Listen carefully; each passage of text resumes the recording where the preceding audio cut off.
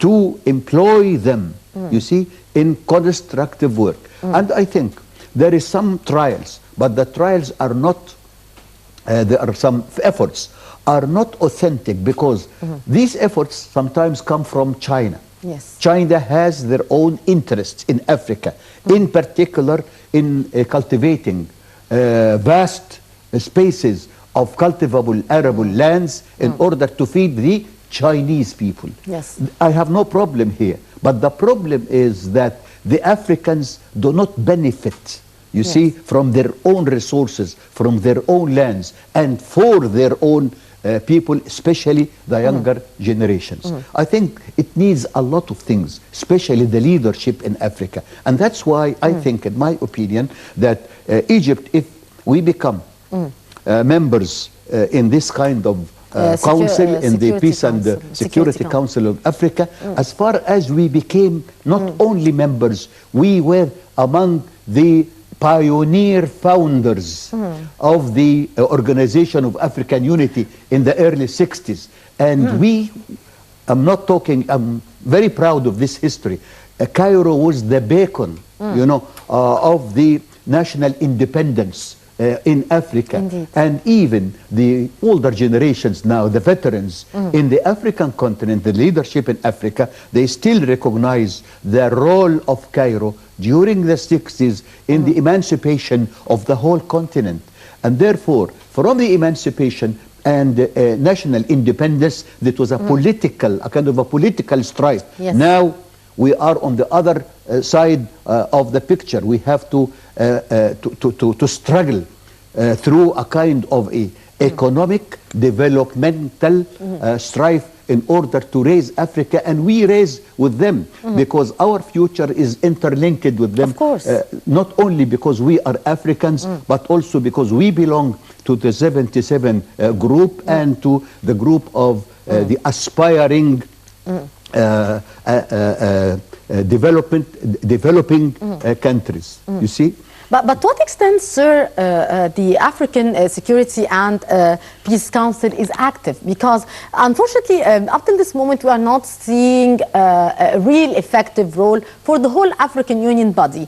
So to what extent this African body of Peace and Security Council could be really effective in the coming days, and especially if Egypt did gain its seat, in order to solve the conflicts and the struggles in the African continent and to reduce the level of violence in the Black Continent? I'm just imagining a kind of a summit which includes the leaders of Africa, among whom is the leader of Egypt, Indeed. you see, and our people there, our politicians, and one of them should talk about, very frankly, you see, about the future of Africa, a dim future if we don't go with each other and if we do not recognize very objectively, realistically, the dimension of our problems. Our problem is the environment, the change of, as we said, the climate change, and the economic underdevelopment, and the challenge for the new generations of the African continent, including our generations here in Egypt. I think we have a lot, millions now, of the young generations, whom all the other people, especially in the north, they envy us. They say that, well, these people have a very precious potential, human potential, as far as manpower is concerned. But this potential of young generations, boys and girls, but to what extent, are not Mr. exploited. Mohamed, they are efficient, they are active, they are productive. Yes, we are rich in our youth percentage, yet the productivity level is quite low. Yes, I understand.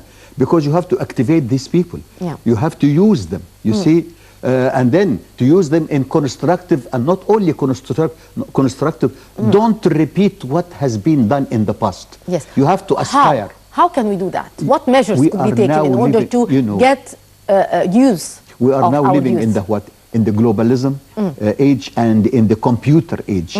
If you computerize your society, these young people are the candidates to do this, not the older generations, you see. Indeed.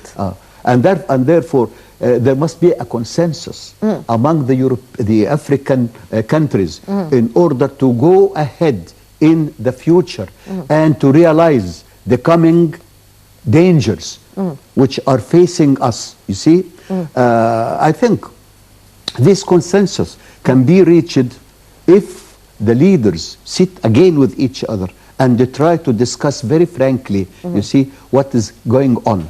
And then we had a lot of experience. Of course. I remember, I'm not just repeating the past, but I remember that we had our representatives all over Africa during the 60s and 70s as pioneers of independence and the beginnings of development.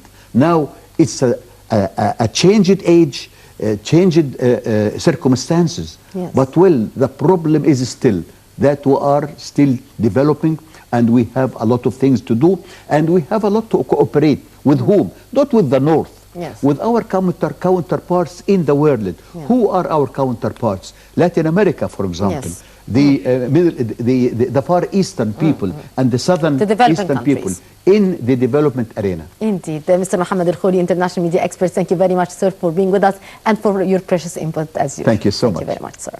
And with that, our dear viewers, we come to the end of this edition from Africa Today. Hope you have enjoyed it. Until we meet again next week, I'm Rabia, signing off.